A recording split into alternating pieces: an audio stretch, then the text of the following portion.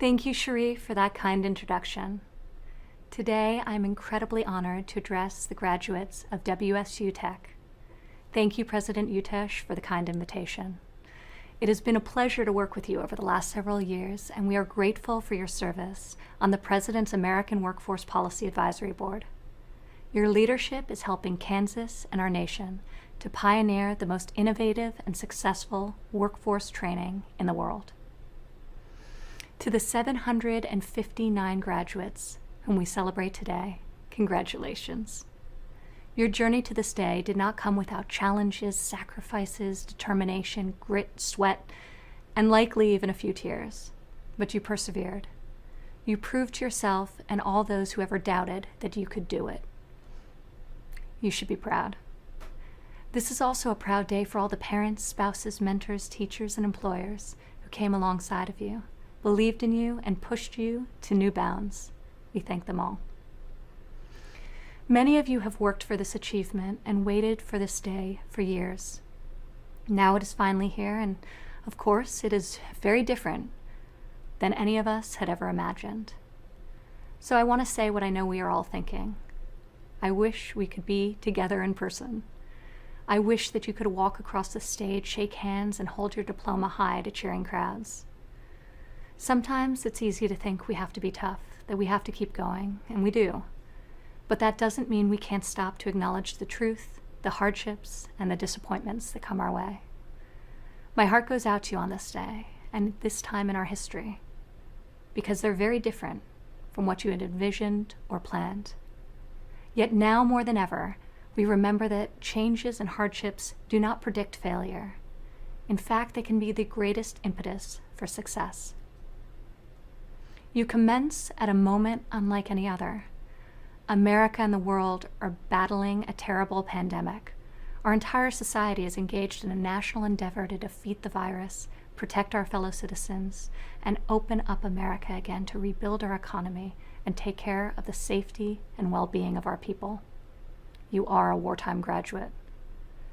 Amidst the uncertainty, your training at WSU Tech has prepared you for exactly this moment. When I came to your campus last fall, I learned your mantra: building success with your own hands. In this graduating class are men and women who can run an assembly line, build a field hospital, police our communities, respond to emergencies, keep America connected through internet and phones, care for our senior citizens and our most vulnerable patients, use 3D printers to make medical equipment, draw blood to save lives, and so many other essential services. Over the past 3 months, we have been reminded of just how crucial American trades are to our citizens' safety and our nation's security. We have witnessed an extraordinary mobilization of our industries. Hundreds of distilleries are now making hand sanitizer. Manufacturers like Honeywell and Hayes and many others have converted factory floors to produce millions of masks and gowns. The great workers at General Motors, Ford, and General Electric are assembling tens of thousands of ventilators. Our scientists and lab technicians have built the most advanced testing in the world. We are bringing home critical supply chains and now are making American medicine here on American soil. Our nation is beating back the virus through the strength and skill, muscle and might of the American worker.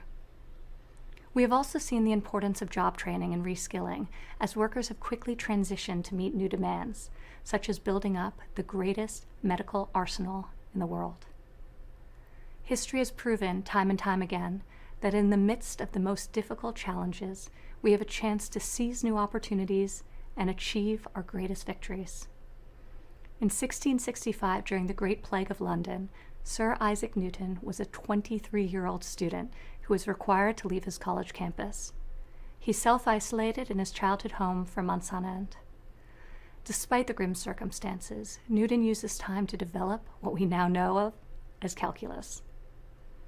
During World War II, America faced down an evil regime, and millions of our citizens banded together and built the strongest military on earth.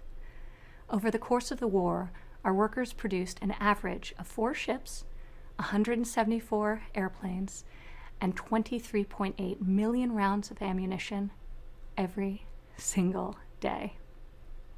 In the Cold War, as communism gripped much of the world, American astronauts soared higher and became the first to step foot on the face of the moon. Times of crisis alter the course of history. Hardship breeds innovation. New necessities demand new solutions. But in every generation, in each trial we face, the spirit of our people does not change.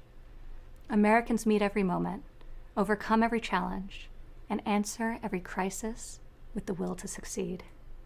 We pioneer new frontiers and reach new heights never before imagined. So today, as you begin a new chapter, I want to pass along 3 pieces of advice that I found helpful in my own life, especially during this time of national trial. First, as we all adjust to the social distancing practices, a rabbi recently gave his congregation a new call to action that I think is a great challenge for us all. He said, "Every hand that we don't shake must become a phone call that we place. Every embrace we avoid must become a verbal expression of warmth and concern. Every inch and every foot that we physically place between ourselves and another must become a thought as to how we might be of help to that other, should the need arise."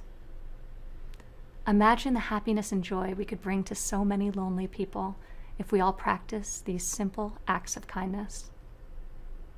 Second, I invite you to join me in making at least one COVID resolution. We could all form at least one new habit or abandon an old destructive one to better appreciate the blessings of work, life, family, and faith. A recent article written by Charles Eisenstein explained this period in time this way. He wrote, "COVID-19 is like a rehab intervention that breaks the addictive hold of normality. When the crisis subsides, we might have occasion to ask whether we want to return to normal, or whether there may be something we've seen during this break in the routines that we want to bring into the future. This is a great challenge. Even if the resolution is seemingly small, it could transform something in our lives. Some families have resolved to continue eating dinner together at least several times a week. People are using this time to acquire new skills through online platforms and want to continue to advance career certifications. Many Americans are spending more time in prayer and meditation and want to keep growing in their faith. Whatever your goal is, this is a unique time for each of us to make a change that we had perhaps long delayed and to grow in some way. Finally, right now I know the economic uncertainty is real, and it's hard on many of you and your families. Your own blueprint for your future is likely changing due to the pandemic, but I am confident that even if your path is different from the one you imagined, ultimately it can be better than we could ever have planned. In my own life, I found that my greatest personal growth has arisen from times of discomfort and uncertainty that one can only really appreciate in hindsight. Joseph Campbell, a philosopher who also helped inspire the creation of Star Wars, once said, "The achievement of the hero is one that he is ready for. It's really a manifestation of his character. The landscape and conditions of the environment match the readiness of the hero. The adventure that he's ready for is the one that he gets."